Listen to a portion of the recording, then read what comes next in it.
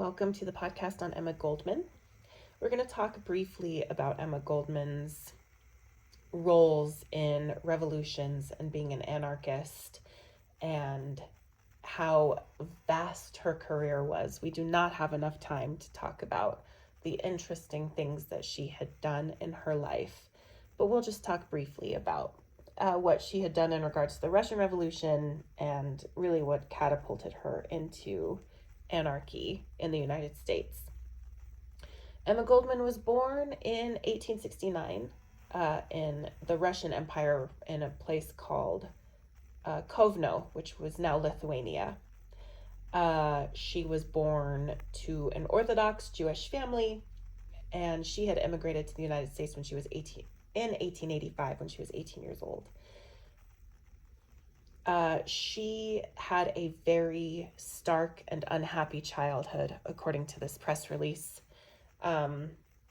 She had a strong sense of justice from a young age, and she had an older sister named Helena, who had emigrated to the United States.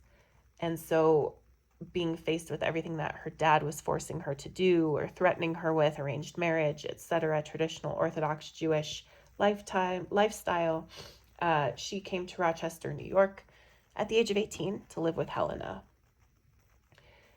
She was faced with living the typical immigrant nightmare of being, living in tenement situations for many, many working hours, very, very low wages, labor exploitation, effectively sweatshops, working in garment factories. And the life in the U.S. was not very different than what she had seen in Russia. It was not the big dream of, immigrants wanting, quote, the American dream. So while she was in Rochester, she had heard about these riots in Chicago. These riots in Chicago took place in May of 1886, took place in a place called Haymarket Square. It was a labor demonstration of workers who wanted more fair working hours. They were demonstrating for an 8-hour workday. Cops were there. It was very orderly, but unfortunately, the cops had instigated violence against these demonstrators. A pipe bomb was thrown, cops and civilians died, and then without sufficient evidence, 8 demonstrators were sentenced to death. This catapulted Goldman into radicalism. This catapulted her into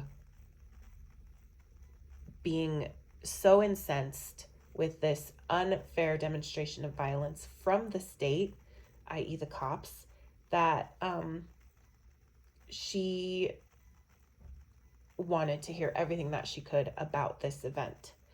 She writes in her memoir from 1931, it's called A New World Opening Before Me. She says, quote, "But that in a country which guarantees free speech, officers armed with long clubs should invade an orderly assembly filled me with consternation and protest."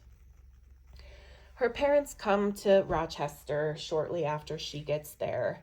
And again, her dad is being her traditionalist father, wanting Goldman to be a traditional Jewish young woman.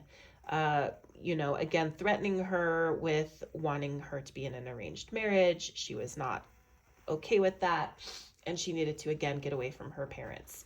So she moved to New York City. She took her measly little wages, and she went to the big city. She, on the first night that she gets there, she meets Johann Most and Alexander Berkman.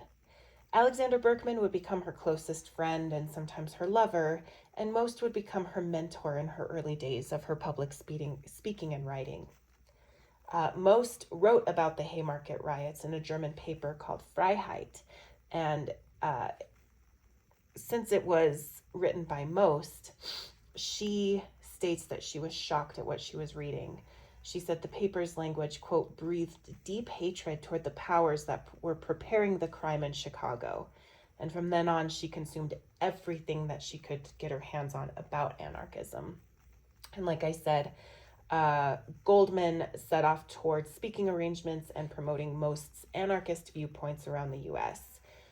Most was her mentor. Most kind of had a strong arm over Goldman and what she said and how she said it, and Most really wanted her to be a parrot of his viewpoints. And Goldman wanted to be her own person, and not just as a woman speaking for Most, but again, as her own person who happened to be a woman. So, like I said, Goldman has a long career of being a revolutionist in the US and North America, especially as a woman in the anarchist movement. She was always on the side of the oppressed, even while doing the age-old upstream fight against unfair gender expectations and being a woman in anarchist circles. There is a newspaper article in the San Francisco Call. It's from September 11th, 1901. This is in regards to the assassination attempt on William McKinley. William McKinley was shot in Buffalo, New York by this Polish labor protester named Leon in Buffalo, New York. Goldman is implicated as a conspirator in this assassination attempt. This article is so sensationalist that it shows, a triumphant and angry Uncle Sam with his hand around the throat of this human-headed snake.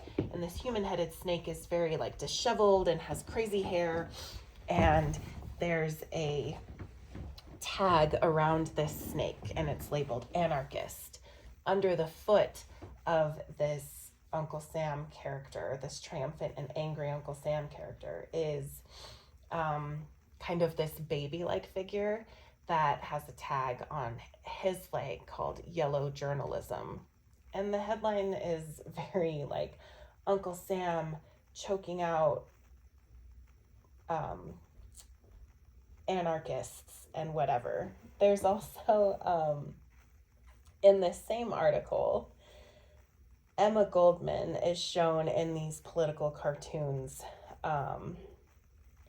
that it's about her arrest in Chicago, right? That Leon, this Polish demonstrator named Leon, had implicated her as a conspirator in this assassination attempt of McKinley. McKinley ended up dying 4 days later of gangrene. And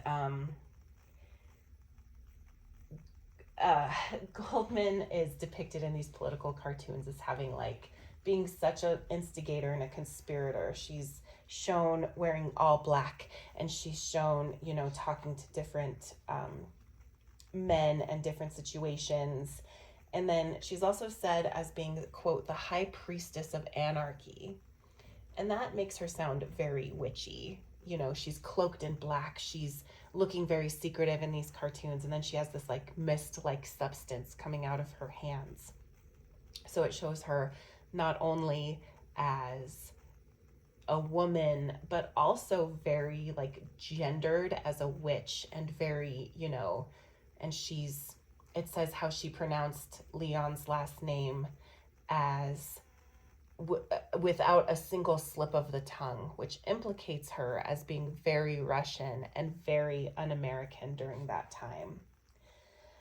So another article describes her as appearing plump and unattractive. So here she is again doing the upstream swim of, even though she's doing a legitimate work, her appearance has value against her worth as a person. So we're going to fast way, way forward to the Russian Revolution. Before that, I do have to mention that this article does say that she's being arrested, and while she's being arrested, she, quote, falls apart, begins to cry, and becomes a weak woman in distress. So again, she can't be this very autonomous, well-spoken, well-read, cogent, intelligent person who's making big moves in anarchist circles.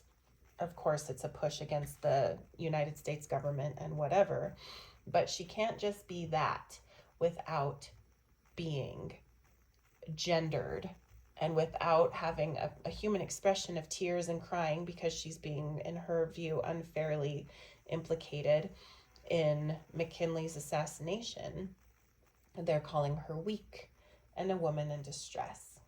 So now we're going to way fast forward to the Russian Revolution. So Goldman is deported to Russia, exiled to Russia in December of 1919. And she had been inspired by the Russian Revolution while she was in the United States. And she had goals of wanting to visit Russia, but not yet because she had a lot of work still to do in the United States. This is all part of her memoir called My Disillusionment in Russia. Russia was undergoing such a radical revolution, and she was almost excited to return so she could see the good work that had been being done. She found that the Bolshevists were effectively running her beloved Russia into the ground. The Bolsheviks were taking advantage of the anarchists, that the anarchists were very supportive of the Bolshevists and what they were up to. And then the Bolshevists would use the anarchists and then censor them. They would take their headquarters and put them in shacks instead of these nice areas or nice facilities. Professors in university were subjected to being forced to resign because the Bolshevists were using censorship, militarized police, and suppressing free speech, which was an antithetical approach toward anarchism. And then Goldman wrote in her memoir to share this experience of being an anarchist among the Bolshevik regime and how she experienced a dictatorship from a small group over the proletariat. She wrote a newspaper editorial. It's called What I Saw in Russia for the Illustrated London News, about the horrors that she saw with, again, the militarized police, conscripted labor, and what she states, quote, as a ghostly dream of hunger and oppression. So to wrap it up, we're going to talk about just Goldman briefly and what anarchism really meant for her and how, this ties into the Haymarket riots, how, police sanctioned violence against the people, the Bolsheviks, and the long record of their revolution. They invited capital into Russia. They were, more of what we would consider like liberals here, right? So Emma Goldman writes in her Anarchism and Other Essays, she says this, that anarchy is a way of thinking that concepts like society, God, and the state can only operate under the subordination of people, that anarchy liberates the person from the phantoms that held him captive, that all of these things are constructs, that anarchy liberates and brings the person back to themselves. She does write in kind of objections to anarchism, that it is, quote, impractical although ideal. She says, second, anarchism stands for violence and destruction, hence it must be repudiated as violent and dangerous. Goldman uses gender and patriarchy to describe the conditions that anarchy stands to combat. Goldman writes that anarchy serves to, quote, undo what the bad man does to the child.